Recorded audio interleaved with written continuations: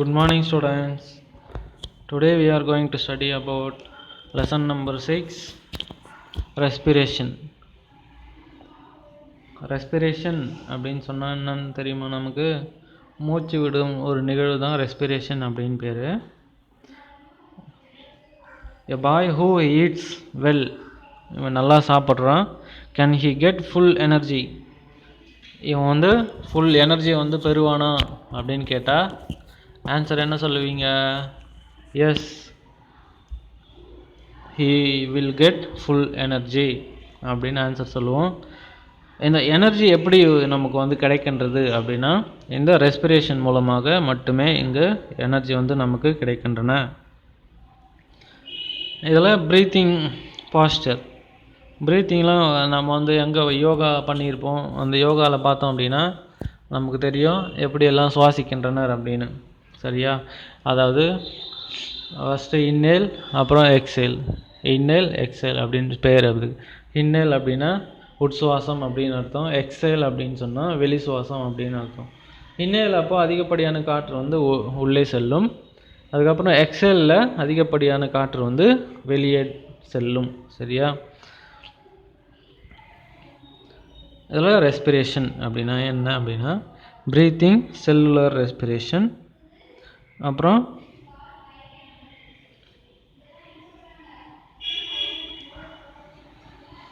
இந்த செல்லுலர் ரெஸ்பிரேஷனில் என்ன நடக்கிறது அப்படின்னு பார்த்தீங்கன்னா, செல்ஸ் என்ன பண்ணுது அப்படின்னா, ஏடிபி மூலக்கூறுகளை உடைத்து அதிலிருந்து தான் எனர்ஜியை வந்து நமக்கு கிடைக்கின்றது. சரியா? நம்ம சாப்பிடக்கூடிய கார்போஹைட்ரேட், புரோட்டீன், லிப்பிட் இது எல்லாமே என்னவாக மாற்றப்படுகின்றன அப்படின்னா, சிறிய மூலக்கூறுகளாக மாற்றப்பட்டு அவை வந்து எரிக்கப்பட்டு இந்த ஏடிபி மூலக்கூறுகள் வந்து உருவாகின்றன. இதுதான் ப்ரீத்திங்கில் நடக்கிற விஷயம். சரியா? இப்போ ப்ரீத்திங்கில் நார்மலாக நாம் வந்து ப்ரீத் பண்ணும்போது லங்ஸ் இருக்குது. லங்ஸுக்குள்ளே என்ன ஆகும் அப்படின்னா, இந்த ஏர் டிரான்ஸ்போர்ட்டேஷன் வந்து நடக்கும். என்ன ஏர் டிரான்ஸ்போர்ட்டேஷன் நடக்கும் அப்படின்னா, கார்பன் டை ஆக்சைடுக்கும் ஆக்சிஜனுக்கும். சரியா? ஆக்சிஜன் என்ன பண்ணும் அப்படின்னா, அதிகப்படியான ஆக்சிஜன் வந்து பிளட்டில் கலந்துடும். அதே மாதிரி பிளட்டில் இருக்கக்கூடிய அந்த கார்பன் டை ஆக்சைடு எல்லாமே நுரையீரலுக்கு வந்துடும். நுரையீரலுக்கு வந்தவுடனே அந்த கார்பன் டை ஆக்சைடு எல்லாமே எங்கே போகும் அப்படின்னா, வெளி சுவாசம் மூலமாக வெளியேற்றப்படும். சரியா? இது செல்லுலர் ரெஸ்பிரேஷன். செல்லுக்கு உள்ள ரெஸ்பிரேஷன் எப்படி நடக்கும் அப்படின்னு பார்க்கலாம். C6H12O6 அதான் குளுக்கோஸோட ஃபார்முலா நமக்கு தெரியும். Plus 6O2 equal to 6CO2 plus 6H2O plus 36 ATP. Energy மூலக்கூறு வந்து நமக்கு ஏடிபிக்கு, அதாவது குளுக்கோஸ் வந்து ஏடிபியாக மாற்றப்படும் ஒரு நிகழ்வுக்கு இந்த ஆக்சிஜன் வந்து ரொம்ப தேவையாக உள்ளது. சரியா? எங்கே சொல்லிகிட்டு இருக்கேன் அப்படின்னு பார்க்குறீங்களா? இங்கே சொல்லிகிட்ருக்கேன்.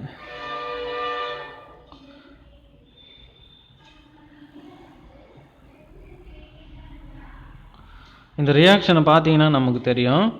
Glucose plus oxygen is equal to carbon di oxide plus H2O plus ATP. இப்போ மறுபடியும் சொல்கிறேன், glucose plus oxygen equal to carbon di oxide, water, energy. இது மூணுமே வந்து கிடைக்கின்றது. இதுதான் செல்லுலரில் செல்லுக்குள்ளே நடக்கிற அந்த நிகழ்வு. எங்கே நடக்கும் அப்படின்னா, மைட்டோகாண்ட்ரியாஸ்ன்னு கேள்விப்பட்டிருப்போம். செல்லோட ஆற்றல் மூலம் அப்படின்னு, எனர்ஜி சோர்ஸ் ஆஃப் த செல் அப்படின்னு சொன்னால் நம்ம மைட்டோகாண்ட்ரியா அப்படின்னு சொல்லுவோம். அந்த மைட்டோகாண்ட்ரியாவில் தான் இந்த செல்லுலர் ரெஸ்பிரேஷன் வந்து நடைபெறுகின்றன. ஓகேவா? செல்லுக்கு உள்ள என்ன ஆகுது, அந்த பிளட் கேபிலரிஸ் மூலமாக செல்லுக்கு வந்து என்ன ஆகுது, அந்த பிளட் சப்ளை வந்து வரும். அந்த பிளட் சப்ளை வரும்போது அதில் இருக்கிற ஆக்சிஜன் என்ன ஆகும், பிளட்டுக்குள்ளே கலக்கும். சரியா? அதே மாதிரி வெயின்ஸ்லேயும் கேபிலரி இருக்கும். அந்த கேபிலரிக்குள்ளே இந்த கார்பன் டை ஆக்சைடு நிறைந்த அந்த பிளட் என்ன ஆகும், கார்பன் டை ஆக்சைடு அந்த வெயினுக்குள்ளே போயிடும். ஆர்டரியிலிருந்து ஆக்சிஜன் வந்து செல்லுக்கு வரும். செல்லுக்கு வந்த ஆக்சிஜன் மைட்டோகாண்ட்ரியாவுக்கு போகும். மைட்டோகாண்ட்ரியாவில் என்ன ஆகும், அந்த ஆக்சிஜனும் அங்கே இருக்கிற குளுக்கோஸ் மூலக்கூறுகளும் ஒன்றாக இணைந்து என்னவாக மாற்றப்படும் அப்படின்னு கேட்டிங்கன்னா எனர்ஜியாகவும் கார்பன் டை ஆக்சைடாகவும் வாட்டர் வேப்பராகவும் மாற்றப்படும். இதுதான் இங்கே நடக்கிற ஒரு முக்கியமான விஷயம். சரியா? குளுக்கோஸ் எங்கேருந்து கிடைக்குது அப்படின்னு பார்த்தோன்னா நாம் சாப்பிடக்கூடிய சாப்பாடுலேருந்து கிடைக்கின்றது. சரியா?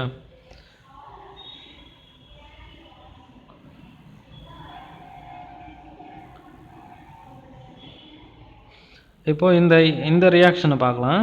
அடியில் நமக்கு கொடுத்துருக்குறது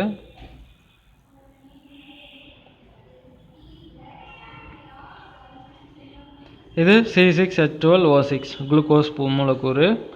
அப்புறம் O2 அட்மாஸ்பியரில் இருக்குது. இது ரெண்டுமே ஜாயின்ட்ஸ், அதாவது சேர்ந்து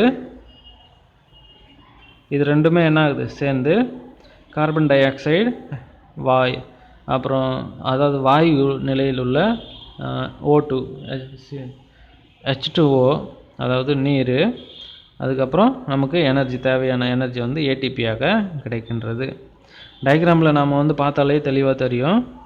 இதுதான் குளுக்கோஸ் சுகர் பார்ட்டிகல்ஸ், இது atmospheric oxygen, carbon di oxide, அப்புறம் வாட்டர், அப்புறம் எனர்ஜி. சரியா? ரெஸ்பிரேஷன் மெயினாக எதுக்கு சார் நடக்கணும் அப்படின்னு கேட்டிங்கன்னா நம்மளுக்கு எனர்ஜி கிடைக்கணும். அப்படின்னா சாப்பிட்டா மட்டும் போதாது. சரியா? அது கூட ஆக்சிஜனும் தேவை. அந்த ஆக்சிஜன் தேவைக்காக தான் நமக்கு லங்ஸ் இருக்குது, ட்ரக்கியா இருக்குது, அப்புறம் நாஸ்ட்ரில்ஸ் இருக்குது. சரியா? இந்த நாஸ்ட்ரில்ஸ் மூலமாக வெளியே இருக்கிற அட்மாஸ்பியரில் இருக்கக்கூடிய அந்த காற்று என்ன ஆகும் அப்படின்னா உள்ளே இழுக்கப்படும். உள்ளே இழுத்து ட்ரக்கியா வழியாக லங்ஸுக்கு போய் அங்கே லங்ஸில் இந்த என்விரான்மெண்ட்டில் பல்வேறு விதமான வாயுக்கள் இருக்கும் அப்படின்னு நமக்கு தெரியும். சரியா? அதை ஃபில்டர் பண்ணுறதுக்காக தான் லங்ஸ் நமக்கு இருக்குது. அந்த லங்ஸில் என்ன நடக்கும் அப்படின்னா ஏர் ஃபில்ட்ரேஷன் நடக்கும். காற்று வந்து வடிகட்டப்பட்டு ஆக்சிஜன் மட்டும் பிளட்டுக்குள்ளே கலக்கிற மாதிரி அங்கே ஒரு அமைப்புக்கு பிளட் கேப்லரிஸ் வந்து அமைந்து காணப்படுகிறது.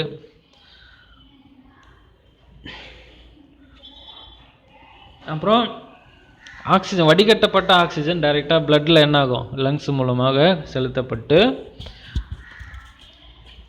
நம்மளோட மசில் செல்ஸுக்கு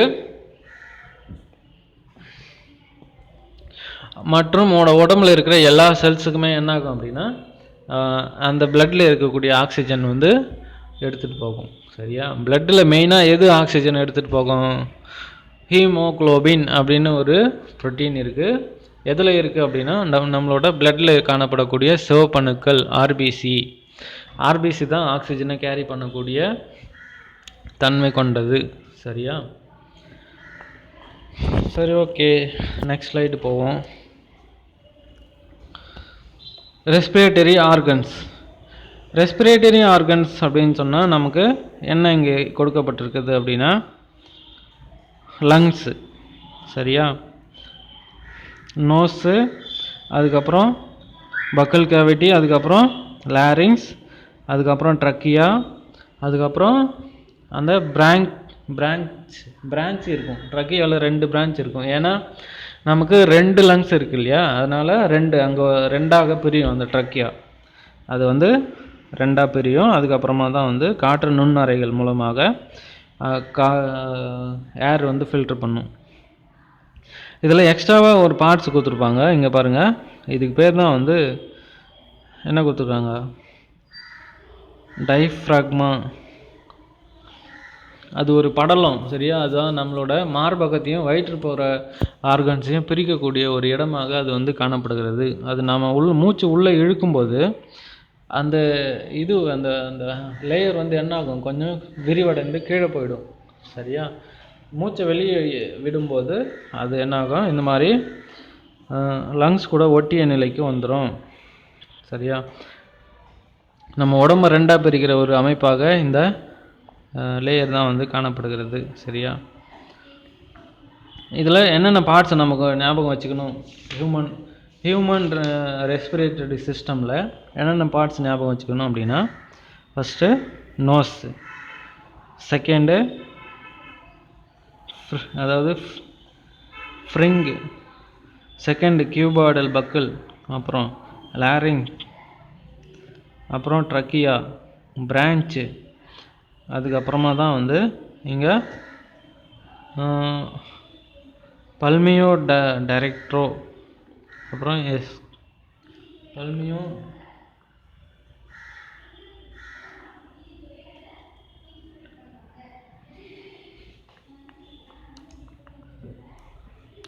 டயாப்ரம் அப்படின்னு பேர் இருக்குது. சரிம்மா, இதில் ஸ்பெல்லிங் கொஞ்சம் மிஸ்டேக்காக இருக்குது, நீங்கள் கொஞ்சம் அட்ஜஸ்ட் பண்ணிக்கோங்க.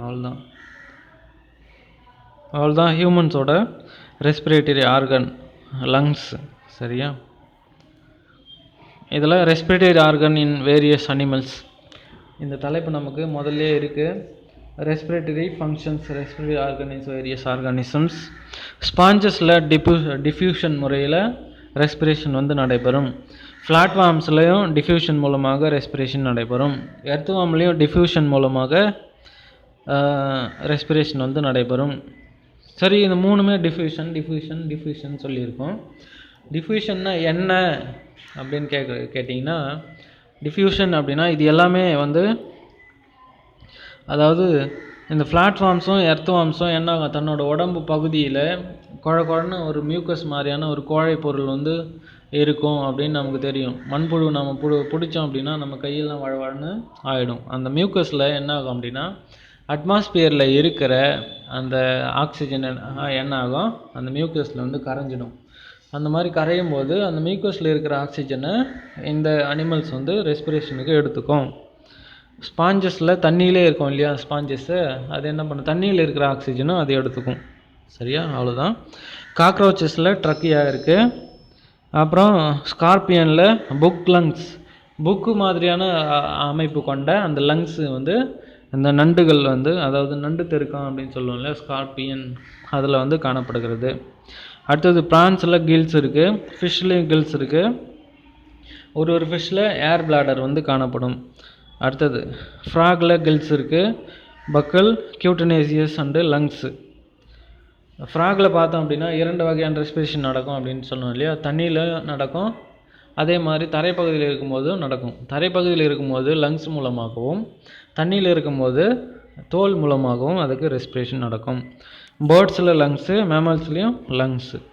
சரியா, அடுத்தது இதுதான் எக்ஸ்டர்னல் கில்ஸ் அப்படின்னு சொல்லுவோம், வெளிப்புறமாக காணப்படக்கூடிய கில்ஸு. இந்த ஆம்ஃபிபியன்ஸுக்கு இது வந்து காணப்படுகிறது. சரியா, இதுதான் எக்ஸ்டர்னல் கில்ஸ் அப்படின்னு பேர். வெளிப்புறமாக கில்ஸ் இருக்கிறதுனால அதுக்கு எக்ஸ்டர்னல் கில்ஸ் அப்படின்னு பேர் வச்சாங்க. எந்த அனிமல் பார்த்தீங்கன்னா இது ஒரு ஆம்ஃபிபியன். ஆம்ஃபிபியன்னா என்ன அப்படின்னா, ஃபிஷ்ஷுக்கும் ஃப்ராகுக்கும் இன்டர்மீடியேட் அனிமல் இது. சரியா, ஃபிஷ்ஷுக்கும் ஃப்ராகுக்கும் இன்டர்மீடியேட் எது அப்படின்னா இது ஒரு கனெக்டிங் லிங்க். அடுத்தது இன்டர்னல் கில்ஸு, இந்த லாப்ஸ்டர் அப்படின்னு சொல்கிற ஒரு ஃபிஷ் இது. சரியா, உள்ளே இருக்கிற கில்ஸ் இது, உள்பகுதியில் காணப்படக்கூடிய கில்ஸு. இந்த கில்ஸு என்ன பண்ணோம் அப்படின்னா திறந்துக்கிட்டே இருக்கும். அந்த கில்ஸோட மூடி பார்த்தோம் அப்படின்னா தண்ணியில் இருக்கும்போது திறந்துக்கிட்டே இருக்கும். நம்ம ஃபிஷ்ஷு நம்ம வந்து மேய்ஞ்சிட்டு இருக்கும்போது பார்த்துருக்கலாம், அது என்ன திறந்துக்கிட்டே இருக்குது அப்படின்னா வாய் வழியாக தண்ணி உள்ளே போய் கில்ஸ் மூலமாக வெளியே போயிடும், பார்த்துருப்போம். சரியா, அது எதுக்காக அப்படின்னா தண்ணி என்ன ஆகும், சுத்தமான தண்ணி வாய் மூலமாக எடுத்துக்கொள்ளப்பட்டு கில்ஸில் காணப்படக்கூடிய அந்த சின்ன சின்ன மைன்யூட்டான அந்த போர்ஸ் மூலமாக ஆக்சிஜன், தண்ணியில் இருக்கக்கூடிய ஆக்சிஜன் கில்ஸ் மூலமாக உறிஞ்சப்படும். சரியா, அதுக்கு தான் கில்ஸ் வந்து இந்த அனிமல்ஸில் வந்து காணப்படுகிறது. அடுத்ததுமா ட்ரக்கியா. ட்ரக்கியா அப்படின்னு ஒரு மூச்சு குழாய் போன்ற ஒரு அமைப்பு தான் ட்ரக்கியா அப்படின்னு பேர். இது வந்து இது என்ன சொல்லுவாங்க அப்படின்னா ப்ரேயிங் மேண்டிஸ் அப்படின்னு சொல்லுவாங்க.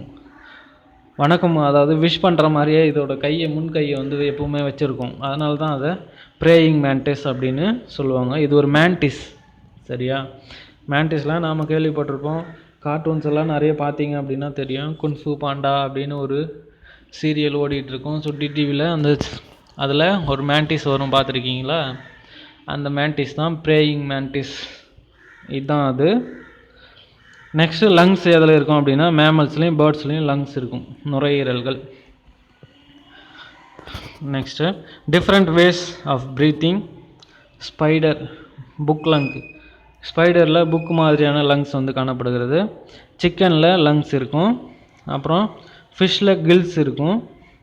கில்ஸ் இந்த கலராக ரெட் கலராக இருக்கும். சரியா, நாம் மீன்கள் வாங்கும்போது என்ன பண்ணுவாங்க அப்படின்னா, லைட்டாக இந்த கில்ஸ் இருக்கிற அந்த பகுதியை தூக்கி பார்த்தோம் அப்படின்னா, அந்த கில்ஸ் கொஞ்சம் கருப்பாக இருந்தது அப்படின்னா ரொம்ப இந்த மீனை பிடிச்சி ரொம்ப நேரம் ஆயிடுச்சு அப்படின்னு அர்த்தம். அது சவச்சவன்னு சிவப்பு கலரில் இருந்தது அப்படின்னா மீன் இப்போ தான் பிடிச்சது, ஃப்ரெஷ்ஷாக இருக்குது அப்படின்னு அர்த்தம். அடுத்தது கேட்டர்பில்லரில்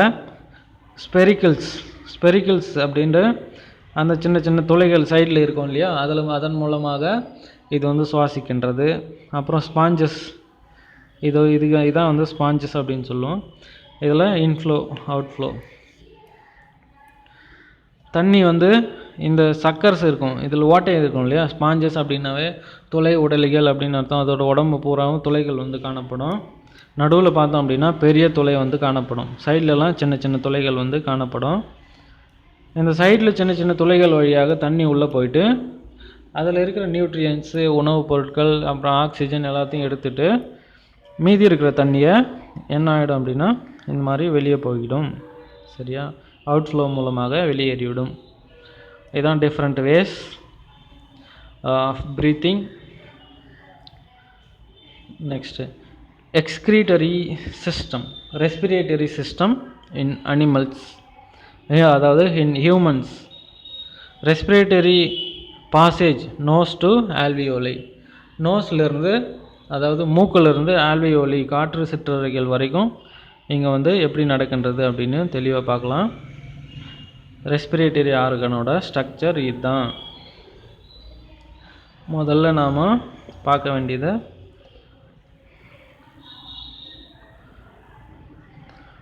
ஃப்ரண்டல் சென்ஸு, நம்மளோட நெத்திக்கு மேலே இருக்கிற ஒரு சின்ன எலும்பு. அப்புறம் ஃபீனாய்டு சென்ஸு, அதாவது நெற்றிக்கு பின்புறமாக இருக்கக்கூடிய ஒரு சின்ன எலும்பு. அப்புறம் நாசல் கேவிட்டி அப்படின்னு சொன்னால் மூக்கு துளைகள் அப்படின்னு அர்த்தம். அடுத்தது நாஸ்ட்ரில், அதுக்கு கீழே மவுத்து, அதுக்கு கீழே பார்த்தீங்க அப்படின்னா என்ன இருக்குது, மவுத்துக்கு அடுத்தது பேரிங்ஸ், அடுத்தது எபிக்ளாட்டிஸோட வேலை என்னன்னு தெரியுமா? எபிக்ளாட்டிஸ் தான் நம்மளோட மவுத்து, அதாவது வாயிலிருந்து வரக்கூடிய அந்த துளைக்கும் அதாவது மூக்கிலேருந்து வரக்கூடிய அந்த துளைக்கும்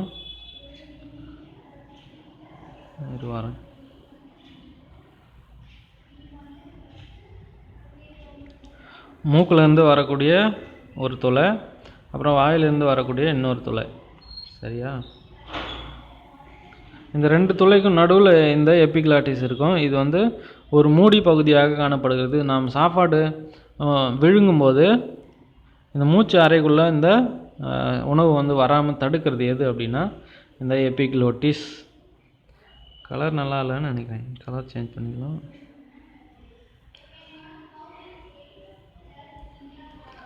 சரி, நெக்ஸ்ட்டு எபிக்ளோட்டிஸுக்கு அப்புறம் என்ன இருக்குது அப்படின்னா வோக்கல் ஃப்ளட் அப்படின்னா முழுங்குறோம் இல்லையா, அதான் வந்து வோக்கல் ஃப்ளட் அப்படின்னு பேர். ஃபோல்டு, மடிப்பு அப்படின்னு அர்த்தம், வோக்கல் ஃபோல்டு அப்படின்னா. அடுத்தது ட்ரக்கியா, அடுத்த பார்ட்ஸ் நமக்கு ட்ரக்கியா. அடுத்த பார்ட்ஸ் எது அப்படின்னா அடுத்த பார்ட்ஸ் நமக்கு லங்ஸு, ஹியூமனோட லங்ஸு. இதில் ஃபஸ்ட்டு சுப்பீரியர் லோப், அப்புறம் மிடில் லோப், இன்ஃபீரியர் லோப், அப்புறம் டயாப்ரம் அப்படின்னா தமிழில் நல்ல பேர் அதுக்கு மறந்துட்டேன் நான், தமிழில் சூப்பராக இருக்கும் அந்த பேர். அடுத்தது இன்ஃபீரியர் லோப், அப்புறம் மெயின் பிராங்கி, அதாவது பிரான்ச்சி அப்படின்னு சொல்லுவோம் இல்லையா, நான் சொன்னேன் இல்லையா ஏற்கனவே. பிரான்ச்சி அப்படின்னா இந்த ட்ரக்கியாவோட இரண்டாக பிரியும் ஒரு பிரிவு தான் வந்து பிரான்ச்சி அப்படின்னு பேர். ரைட் அண்ட் லெஃப்ட் பிரான்ச்சி அப்படின்னு இங்கே கொடுத்துருக்காங்க. சரியா, இது பிரியக்கூடிய பகுதிக்கு பிரான்ச்சி அப்படின்னு பேர். அடுத்தது உள்ளே இருக்கிற பிரான்ச்சஸ்க்கு எல்லாமே வந்து இன்டர்மீடியேட் பிரான்ச்சஸ் அப்படின்னு பேர். உள்ள இன்டர்மீடியேட் பிரான்ச்சஸ். சரியா, அவ்வளோதான், இதில் வேறு எதுவும் இல்லை. இது நம்ம காற்று நுண்ணறைகள் அப்படின்னு சொன்னாலே ஆல்வியோலை, அதோட ஸ்ட்ரக்சர் இதுதான், இப்படி தான் இருக்கும். அது உள்ள பிளட் கேப்பிலரிஸும் பிளட் வெயினோட கேப்பிலரிஸும் உள்ளே இருக்குது பாருங்கள். ரெட் கலரில் இருக்கிறது கேப்லரிஸ், ஆர்டரி கேப்லரிஸ். ப்ளூ கலரில் இருக்கிறது வெயின் கேப்லரிஸ். சரியா?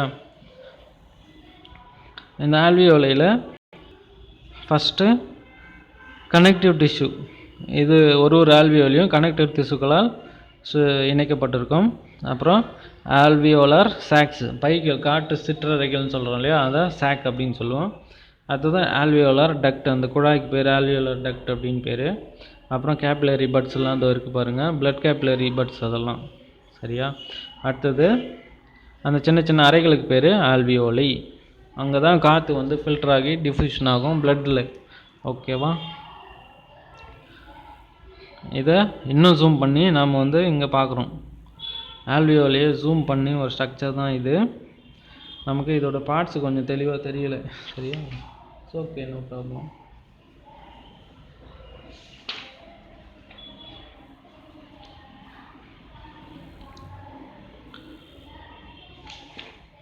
Next mechanism of breathing. ப்ரீத்திங்கோட மெக்கானிசம் என்ன அப்படின்னா, inspiration and expiration showing the rib change, lungs, diaphragm, அப்புறம் இன்டர்காஸ்டல் மசில்ஸ். அதில் சேஞ்சஸ் வந்து என்னென்ன நடக்கும் அப்படின்னா, இன்ஸ்பிரேஷன் அப்படின்னா இன்ஹேல் அப்படின்னு அர்த்தம், உள்ளெழுத்தல் அப்படின்னு அர்த்தம். எக்ஸ்பிரேஷன் அப்படின்னா எக்ஸேல் அப்படின்னு அர்த்தம். என்ன எக்ஸ்பிரேஷன் அப்படின்னா இன்னொரு பேர் அதுக்கு. சரியா? மூச்சு உள்ளே இழுக்கும்போது நமக்கு லங்ஸ் விரிவடையும், டயாப்ரம் வந்து விரிவடையும். மூச்சை வெளியே விடும்போது லங்ஸ் சுருங்கும், டயாப்ரமும் சுருங்கும். சரியா? இன்ஹேலில் diaphragm contracts, move down. Diaphragm என்ன ஆகுது, மேற்பக்கமாக தன்னோட அமைப்பை வந்து மாற்றிக்கொண்டு என்ன ஆகுது, விரிவடைகிறது. சரியா? மூச்சு உள்ளே இழுக்கும்போது அந்த ரிப்ஸ்ன்னு சொல்லுவோம் இல்லையா, rib cage expands as rib muscles contract. என்ன பண்ணுது, ரிப் மசிலு ரிப்ஸ் எல்லாமே சேர்ந்து விரிவடைகிறது மூச்சை உள்ளே இழுக்கும்போது. சரியா?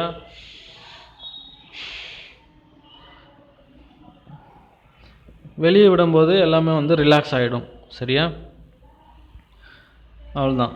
Exhale diaphragm relaxes, move up. சரியா? Rib cage gets smaller as rib muscles relax. Rib muscle என்ன ஆகிடும், ரிலாக்ஸ் ஆகிடும். அவ்வளோதான் மெக்கானிசம். மூச்சு விடும்போது இந்த நம்மளோட ரிப்ஸ்ன்னு சொல்கிறோம் இல்லையா, மார்பு, கூடு, எலும்பு அப்படின்னு பேர் அதுக்கு. சரியா? ரிப்ஸ்னால் அந்த ரிப்ஸு தான் நம்மளோட லங்ஸை பாதுகாக்கக்கூடிய ஒரு அமைப்பாக நம்மளோட உடம்புல காணப்படுகிறது. Okay, next slide. Balloon activity நமக்கு வேண்டாம்.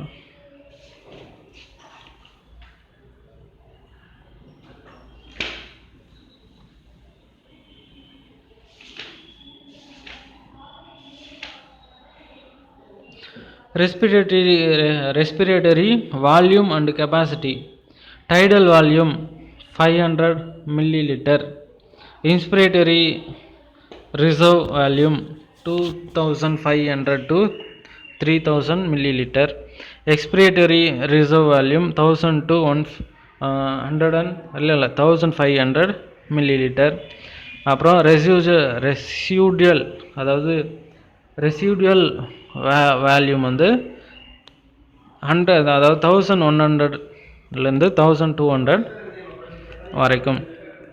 அடுத்தது கெப்பாசிட்டி, வைட்டல் கெப்பாசிட்டி, அப்புறம் இன்ஸ்பிரேட்டரி கெப்பாசிட்டி, எக்ஸ்பிரேட்டரி கெப்பாசிட்டி, அப்புறம் டோட்டல் லங் கெப்பாசிட்டி, அப்புறம் மைன்யூட் ரெஸ்பிரேட்டரி வேல்யூம் 6 liters per minute for healthy man.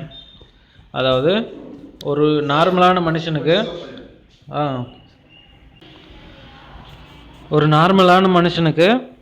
6 litres per minute for healthy man. ஒரு நல்ல ஹெல்த்தியாக இருக்கிற ஒரு மனுஷன் 6 லிட்டர் வரைக்கும் ஏரை வந்து ஃபில்டர் பண்ணுவான்.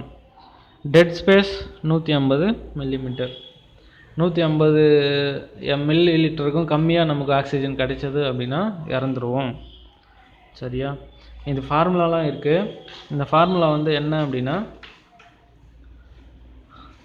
அது கொஞ்சம் டீப்பாக நான் வந்து இன்னொரு வீடியோவில் சொல்கிறேன். சரியா? வைட்டல் கெப்பாசிட்டி இவி அதாவது ERV plus TV plus IRV இதுக்கெலாம் எக்ஸ்பேன்ஷன் வந்து நம்ம தெளிவாக படிக்கணும். அது படிச்சுட்டு தான் நம்ம வந்து எக்ஸ்பிளைன் பண்ண முடியும். சரியா, நெக்ஸ்ட் போகலாம். ரெஸ்பிரேட்டரி பிக்மெண்ட்ஸ் இன் அனிமல்ஸ் ஹீமோக்ளோபின், அப்புறம் மெத்தனோக்ளோபின், ஹீமோஎரித்ரின், ஹீமோசயனின்,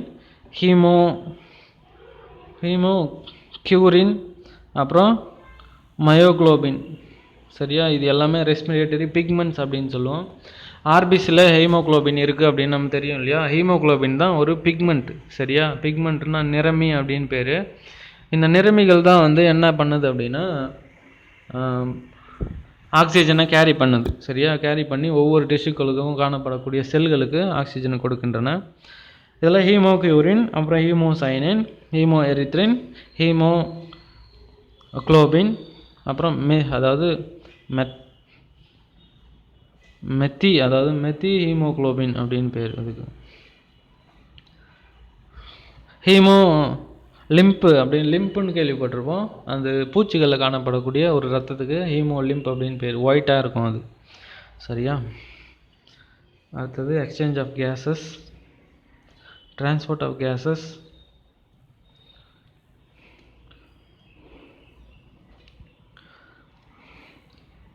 நம்ம அந்த some transport of carbon dioxide இதெல்லாம் வந்து கொஞ்சம் சம் மாதிரி பார்க்கணும். இது மட்டும் நாம் நெக்ஸ்ட் வீடியோவில் எல்லாத்தையும் சேர்த்து பார்த்துருவோம். சரியா, இதில் லாஸ்ட் நமக்கு disorders of respiratory systems. Respiratory சிஸ்டமில் ஏற்படக்கூடிய குறைபாடுகள் என்னென்ன அப்படின்னு பார்க்கலாம். Respiratory system is highly affected by environmental, occupational, personal and social factors. These factors may be responsible for a number of respiratory disorders. Some of the disorders are discussed here. First, asthma. Asthma அப்படின்னு சொன்னால் normal airway, அப்புறம் osmotic airway. ஆஸ்மாவில் பார்த்தோம் அப்படின்னா மூச்சுக்கோள்கள் வந்து என்ன ஆகும், அதாவது சுருங்கி மியூக்கஸ் வந்து படிஞ்சிடும் அதில். சரியா, அதான் வந்து ஆஸ்மா கண்டிஷன் அப்படின்னு பேர். கன்ஸ்ட்ரிக்டட் ஏர்வே அதாவது சுருக்கப்பட்ட காற்று வழி.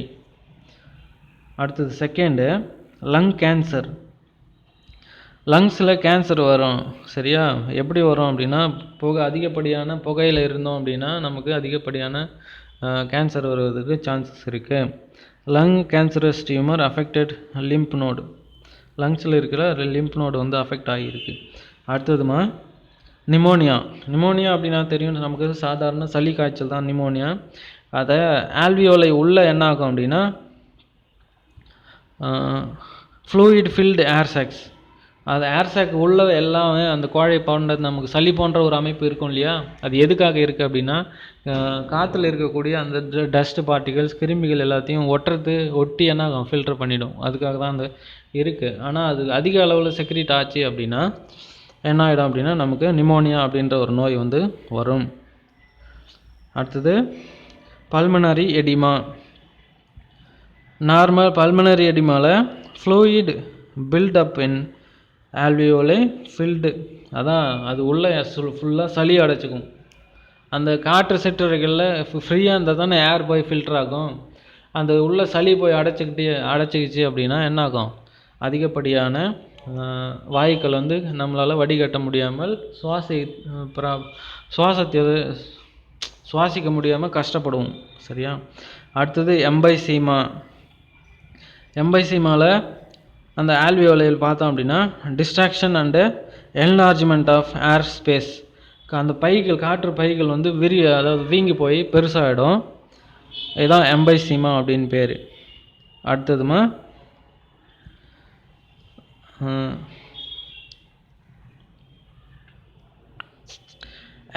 அதாவது ஏடெலிக்டாசிஸ் அப்படின்னு ஒரு நோய். கெலப்ஸ்டு லங், அதாவது லங்ஸோட ஒரு பகுதி மட்டும் என்ன ஆகிடும் அப்படின்னா சுருங்கி போயிடும். அடுத்தது இங்கே பார்க்கலாம் டியூபர்குலோசிஸ். டிபின்னு சொல்லுவோம் இல்லையா. டியூபர்குலோசிஸ் நோய் வந்து அதாவது நுரையீரலில் பெரிய பாதிப்பை ஏற்படுத்தக்கூடியது, இறப்பை ஏற்படுத்தக்கூடிய ஒரு நோயாக இந்த டியூபர்குலோசிஸ் வந்து காணப்படுகிறது. டியூபர்குலோசிஸ் பாக்டீரியா, அது ஒரு பாக்டீரியாவால் ஏற்படுத்தக்கூடிய ஒரு நோய். அடுத்தது வந்து பிளியூரிசி அப்படின்னு ஒரு நோய். Lining of the lung becomes infected. லங்ஸோட அந்த சோர் பகுதிகள் வந்து என்ன ஆகிடும், இன்ஃபெக்ஷன் ஆகி வீங்கி போய் என்ன ஆகிடும், புண்ணாயிடும். அடுத்தது பல்மனரி எம்பைசீமா. எம்பைசீமானா தெரியும் நமக்கு, காற்றறை அடைப்பு அப்படின்னு, இதுதான் அது. அடுத்தது வந்து பிரான்ச்சிட்டிஸ். பிரான்ச்சிட்டிஸில் அந்த காற்று நுண்பைகள் எல்லாமே வந்து சுருக்கப்பட்டு சுருங்கிவிடும். இதுதான் பிரான்ச்சிட்டிஸ் அப்படின்னு பேர் இதுக்கு.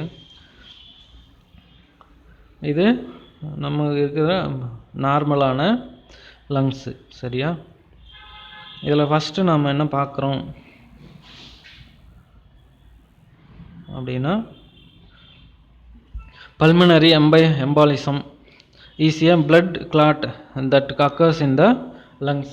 ரத்தத்தில் என்ன ஆகும் அப்படின்னா, அதாவது நுரையீரலில் இரத்தக்கட்டு வந்து ஏற்படும்.